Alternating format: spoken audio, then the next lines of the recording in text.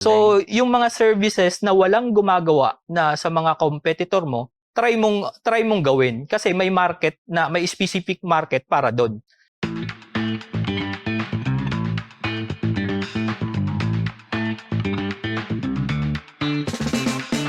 If isang laundry shop business owner ka or aspiring entrepreneur, how do you differentiate? Kasi yun nga, maraming mga competitors.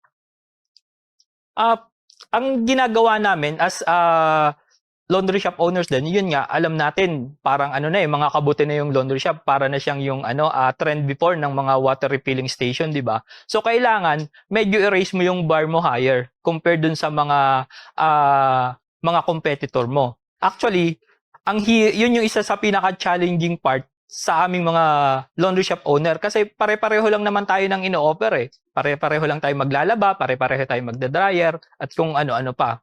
Pero sa amin, ang ginawa namin, chinek namin yung market namin. Una, tiningnan namin kung ano ba yung mga hinahanap ng customer. So being owner ng parehong setup, yun nga, yung full service and DIY, ang ginawa namin, nakikita namin na may demand pala sa pagpaplantya. So nag-offer kami ng ganung service.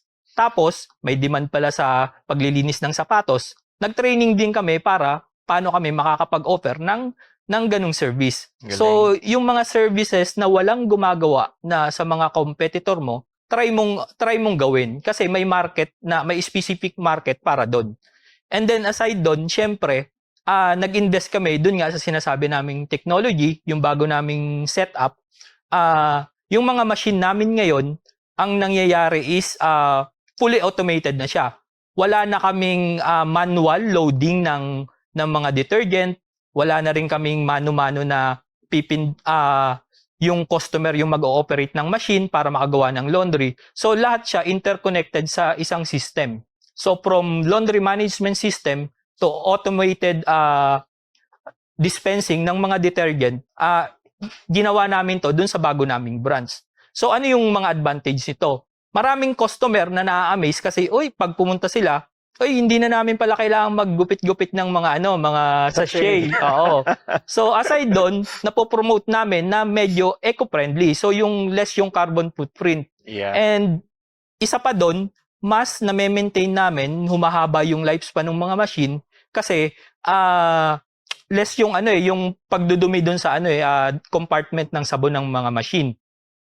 And then ayun nga, mas alam namin na mapoprovide namin yung tamang linis ng mga damit pag naibigay namin sa customer. Kasi itong system na to, yung automated dosing, pre-computed na siya yung viscosity ng detergent, ng Fabcon, and ng mga bleach. So, compute to kung gaano karami yung ilalagay ng system dun sa machine. So, alam namin na malilinis siya. Kasi yung laging thinking ng marami is pagdami ng sabon, pagdami ng Fabcon, mas malinis. Pero mali yun kasi yung mga machine, nakaprogram siya na based lang sa cycle kung gaano karami yung ibabanlawan niya. Yeah.